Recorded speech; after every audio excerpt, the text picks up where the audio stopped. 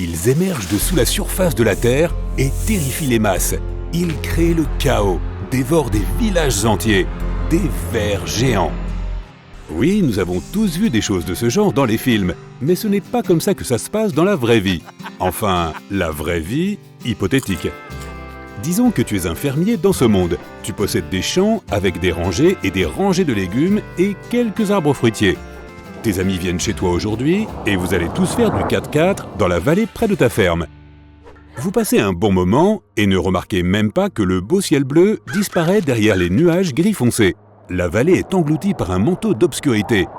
Au loin, vous entendez la pluie tomber.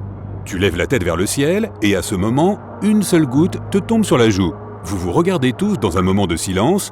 Tes yeux sont envahis par la peur. Tu sors de là et te précipites en direction de la ferme. La pluie est forte maintenant. À l'arrière, on entend un bruit comme celui d'une plateforme de forage qui se ferait un chemin dans le sol. La terre commence à trembler en dessous. Au loin, on aperçoit un gouffre en train de se former. Si tu étais resté à cet endroit ne serait-ce qu'une minute de plus, tu serais tombé dans l'abîme. Mais le gouffre n'est pas le pire, loin de là. Un ver gargantuesque apparaît, de la taille d'un avion à réaction. Il sort du sol en se tortillant et rampe sur l'herbe mouillée. Tes amis et toi escaladez une colline en voiture et regardez cette image incroyable. D'énormes vers humides rampent et se tortillent à travers toute la vallée verdoyante. Certains ont la taille d'un jet, d'autres ne sont pas plus gros qu'un bus. Il y a aussi de petits vers de la taille d'un anaconda. Petits ? Ils font tous surface et se tortillent dans différentes directions. Bien entendu, à présent, tu t'y es habitué. C'est le monde dans lequel tu vis. Ces mastodontes visqueux sortent toujours quand il pleut.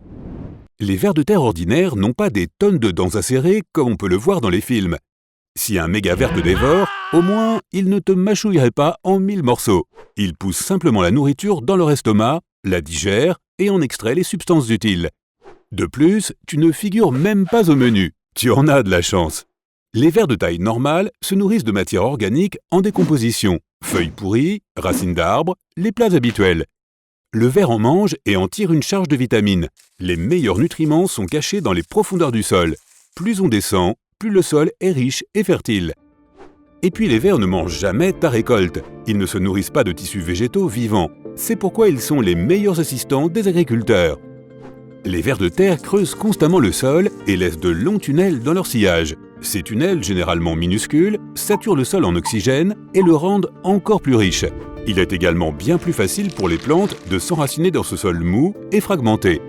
Oui, les vers sont très pratiques. Mais là, nous parlions de ceux qui sont normalement petits. En ce moment, sur cette colline, vous regardez les vers de la taille d'un Goliath. Et ça, c'est un problème. Les tunnels qu'ils laissent derrière eux, en criblant la terre, pourraient gravement affaiblir le sol. Les racines des arbres seraient délogées et des forêts entières pourraient s'effondrer.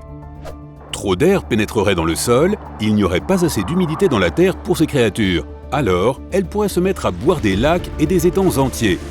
Sinon, leurs tunnels géants feraient s'écrouler des étendues d'eau entières dans le sol environnant. Imaginons qu'un seul ver assez gros rampe sous une petite ville et perturbe le sol. L'un des premiers signes que les propriétaires observeraient est la présence de fissures dans les murs du sous-sol. Les fondations seraient affaiblies et leur maison entière pourrait finir par s'effondrer, si elle ne tombait pas d'un seul coup dans un gouffre. Pour éviter cela, les gens cultivent la terre autour de leur ville, villages et fermes, en y ajoutant une épaisse couche de sel. Cela empêche les vers de franchir la ligne. Ils peuvent sembler terrifiants, mais ces gluants surdimensionnés sont pacifiques et n'attaquent pas les gens. Tu décides donc de t'approcher d'eux pour mieux les voir. Leur corps est couvert de petits poils, enfin comparé à leur taille, qui s'accrochent au sol et les aident à se déplacer. Tu roules dans toute la vallée et tu attrapes les petits vers, c'est-à-dire ceux de la taille de serpent. Tu les ramasses et tu les mets dans un récipient que tu utiliseras pour ta récolte future. Mais tu dois te dépêcher, car il ne pleut plus et le sol se dessèche, ce qui signifie que les vers vont retourner en rampant d'où ils sont venus. Au fait, les scientifiques ne savent toujours pas exactement pourquoi les vers sortent quand il pleut. Les experts pensaient autrefois que l'eau inondait leur terrier et qu'ils devaient remonter à la surface pour ne pas se noyer. Mais les vers respirent à travers leur peau, pas à travers leurs poumons, et ils ont besoin d'humidité pour survivre. Un ver de terre peut rester vivant sous l'eau pendant plusieurs minutes. Selon une autre théorie, les précipitations qui tombent sur le sol font vibrer celui-ci.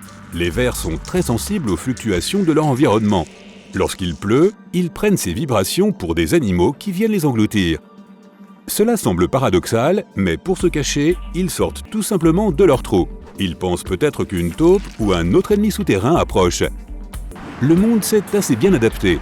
D'ailleurs, les jours de pluie et la nuit, vous ne vous rendez même pas compte que vous partagez un monde avec des vers de terre colossaux.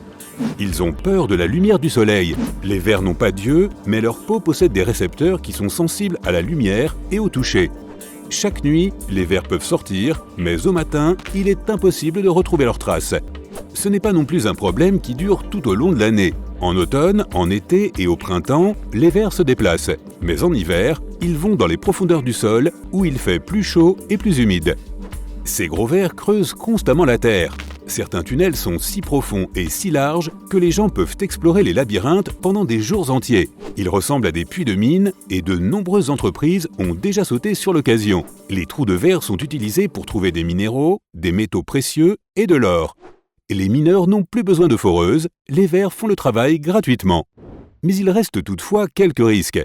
Il faut faire attention à ne pas rencontrer un ver dans ces tunnels. Tu pourrais finir accidentellement par lui rentrer dans la gorge. Mais si tu disposes de puissants projecteurs, tu peux les faire fuir. Sois juste heureux de ne pas vivre dans un monde avec des vers de mer géants. Par exemple, il y a le ver spaghetti, le cousin marin du ver de terre. Il peut diviser son corps en de nombreux tentacules longs et fins, semblables à des spaghettis. Un ver grand format ressemblerait à un calmar géant ou à quelque chose qui ne viendrait même pas de cette planète. Il pourrait enrouler tous ses tentacules autour de ton corps et n'essaie pas de le couper pour te sauver. De nouveaux tentacules pousseraient à leur place. Les vers plats géants seraient un véritable cauchemar sur Terre. Cet étrange et ancien habitant de la mer ressemble à une couverture colorée qui ondule dans l'eau. Ils sont en fait le premier animal à avoir développé une tête et un cerveau, et ils sont considérés comme le premier chasseur de la planète.